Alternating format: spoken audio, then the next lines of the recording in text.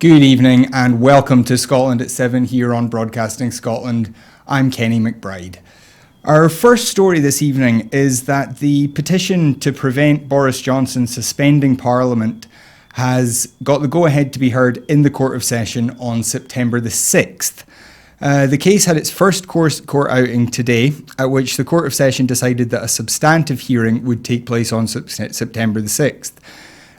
This is Julian Maugham from the Good Law Project, along with a host of MPs, including Joanna Cherry, who has been a great leader in the Good Law Project. Boris Johnson, of course, has said that Britain will leave the EU on Halloween, whether a deal is in place or not, and that does remain the legal default position. He has spoken, as have several other Brexiteers, about proroguing Parliament, that is to say suspending Parliament, in order that the Parliament will not have a chance to vote to prevent a no deal. A majority of MPs in Parliament have indicated that they wouldn't like to see a no deal Brexit and would do whatever they could to prevent it, and they have been investigating various parliamentary procedures. But it's not clear yet that any of those will work. In June, John Bercow, the Speaker of the House, said it was blindingly obvious that the Prime Minister could not sideline Parliament. And he said that is simply not going to happen. However, it does seem to be the position of the Brexiteers, especially in the new Johnson cabinet. So this petition has been brought before the Court of Session because English courts don't sit in August.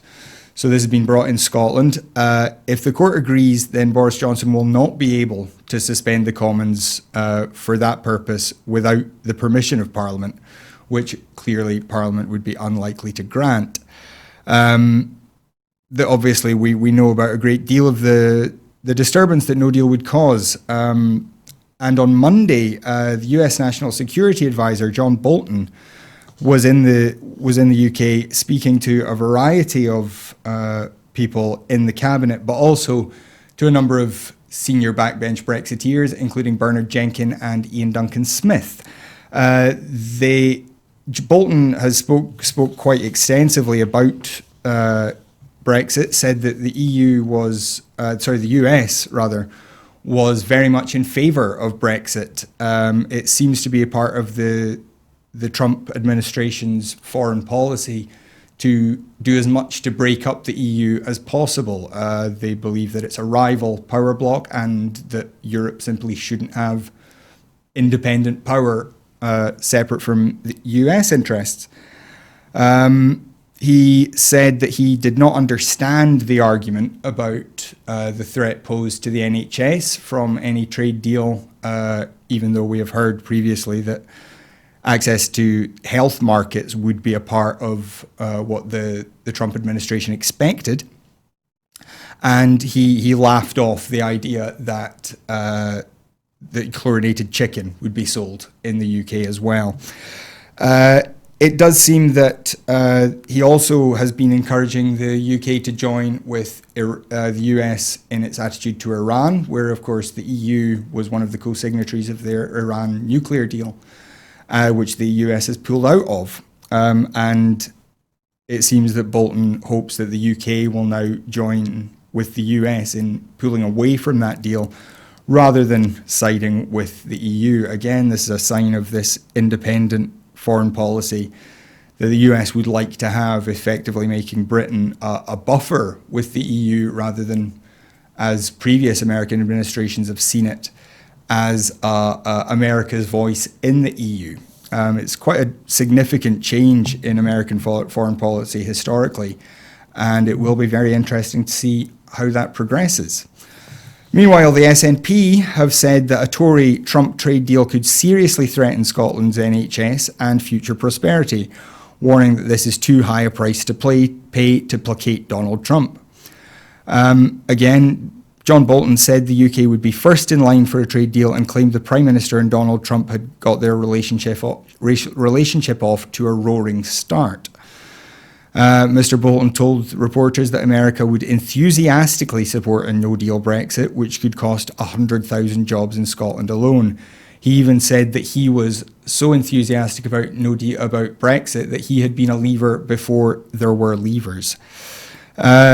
The Trump administration has taken an aggressive stance towards post-Brexit trade talks with the EU, raising fears that the UK could soon be swamped with imports of US produce, including hormone-injected beef and chlorinated chicken, which are currently banned under EU rules. SNP MSP Emma Harper said Scotland's NHS should not be up for negotiation in a trade-off between Boris Johnson and Donald Trump.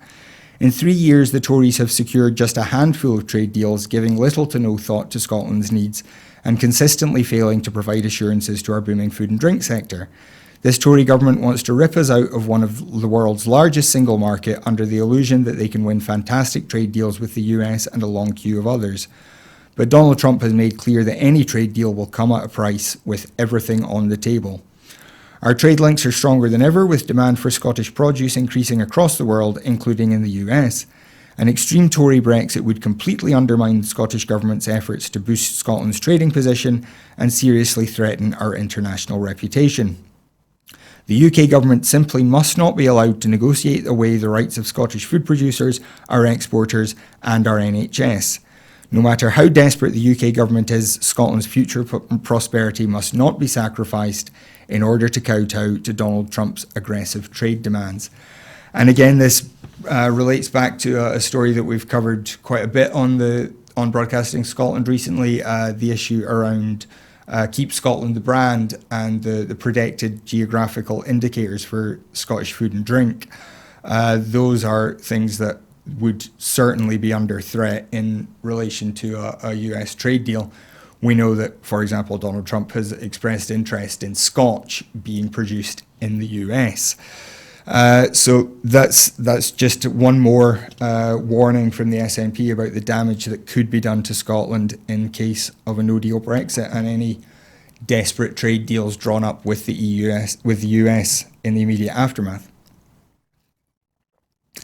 In other EU-related news, there is growing concern from the Scottish and Welsh governments about the impact of no-deal Brexit on the international student exchange programme Erasmus. In a letter to the Secretary of State for Education, Gavin Williamson, Scottish Further and Higher Education Minister Richard Lochhead and Welsh Education Minister Kirsty Williams argue the case for continued participation in the programme. They say leaving the EU without a deal and without the UK government reaching an alternative third country agreement or other arrangement would see universities, colleges and schools across the UK ineligible to submit applications to participate in the final year of the current Erasmus programme in 2020. Between 2014 and 2018, more than 15,000 students and staff from Scotland reaped the benefit of the EU-led scheme, which allows funded temporary study overseas as part of their Scottish courses. Mr. Lochhead said, thousands of Scottish students benefit from Erasmus yearly, proportionately more than from any other country in the UK. The Scottish and Welsh governments are clear that we must remain a full participant in Erasmus. I am also alarmed to hear the UK Department for Education could be considering an Erasmus replacement programme for England only, with potentially no consequential funding for devolved administrations to put in place their own arrangements. That's why we have written to the UK government calling for urgent action and assurances that Scottish students won't miss out. It is the Scottish government's preference to remain in the EU, but in the event of a damaging no-deal Brexit, students could now see the door to this fantastic cultural and educational exchange slammed shut. It is unacceptable that with less than 12 weeks left until the UK government plans to take the UK out of the EU without an agreement in place, there is still no plan for alternative arrangements. In economic news, which again somewhat related to Brexit, sterling held near a 2.5-year low on Tuesday as concerns about a no-deal Brexit dominated sentiment, despite data showing wage growth in the UK rose to an 11-year high. Britain's labour market showed unexpected strength in the second quarter, with total earnings growth, including bonuses, rising by an annual 3.7% in the 3 months to June, the highest rate since June 2008. The data puts the Bank of England in a tricky spot, as it could suggest that businesses are spending more on labour ahead of the Brexit deadline rather than making capital expenditure, said Fritz Loeb, a strategist at MUFG in London. Against the dollar, the pound edged 0.1% lower at $1.2066, while it was broadly steady against the euro at 92.79 pence. Strong labour data could put pressure on the Bank of England to hold interest rates. Presently, money markets give a 68% chance of a 1/4 point rate cut by the end of December. Sentiment towards the pound has taken a beating as some investors have ratcheted up their expectations about a no-deal Brexit, while others are expecting increased political uncertainty in the coming months. ING, one of Europe's largest banks, said today that its central assumption was now that Brexit would be delayed, with a 40% chance of a national election in the UK and only a 25% chance of no deal, which is interesting. Speaking of the labour market, Jamie Hepburn, the business minister in the Scottish Government today, commented on the latest ONS labour market statistics covering the quarter from April to June. These latest results show that Scotland is seeing the benefits of our labour market strategy, driving inclusive and sustainable economic growth through delivering fair and good quality work across our society. Scotland's employment rate rose over the year to 75.4% and remains close to the highest on record. The unemployment rate fell over the year to 3.6%, also close to the record low, and 0.2 percentage points lower than the UK's at 3.9. Our employment rate has now been lower than the UK's for 11 months in a row. Employment outcomes for women and young people continue to be better in Scotland than in the UK, with Scotland's employment and unemployment rates for both women and those aged 16 to 24 outperforming the UK's. However, Mr Hepburn went on, while Scotland's economy and jobs market remain strong and diverse, the UK government's EU exit plans, particularly the increasing likelihood of a no-deal Brexit, will cost jobs and make people poorer. Even with the best possible preparations, leaving the EU without a deal will hurt Scotland's businesses, disrupt trade and impact on all aspects of society. The Scottish Government has consistently been clear that the best option for the future well-being and prosperity of Scotland and the UK as a whole is to stay in the European Union. You may be recognising a theme here. Strong economic performance, wage growth, of course, only just starting to catch up to where we were before the Great Recession. There of course was a tremendous lag in wage growth during that period, and some of that is starting to catch up to us now. We will see what happens with that. However, in much better news, access to healthy food and activities for more children has increased over this summer. National charity Cash for Kids expect to provide activities to more than 61,000 children, up from 37,000 supported last year. Communities Secretary Aileen Campbell today visited Milton Holiday Hub in Invergordon, which provides one-stop access to childcare, activities, healthy food and family support. It's part of a pilot scheme to widen access for children in rural locations. Highland Council and third sector partners received £43,000 from the Scottish Government to run the hub 5 days a week over the summer holidays, providing childcare as well as activity, meals and wider family support. Aileen Campbell said, "School holidays should be a time for fun and excitement for children, but for some families it brings financial pressures, particularly due to UK government welfare cuts and austerity. We want to assure that families who need additional support have access to a place where their children can go and receive a healthy meal and take part in fun activities." The partnership with local authorities and the third sector is key to tackling food insecurity and child poverty. This is a priority for this government, and we are ensuring that those most in need receive the right support. We also recognise that there are specific barriers to accessing support in rural communities, which we're overcoming with the Milton Holiday Hub this summer.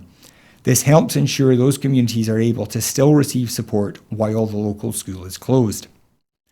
The Scottish Government has focused £2 million from the £3.5 million Fair Food Fund specifically towards school holidays, with £692,000 awarded for 2019-20 to support families in sending their children to a holiday club scheme.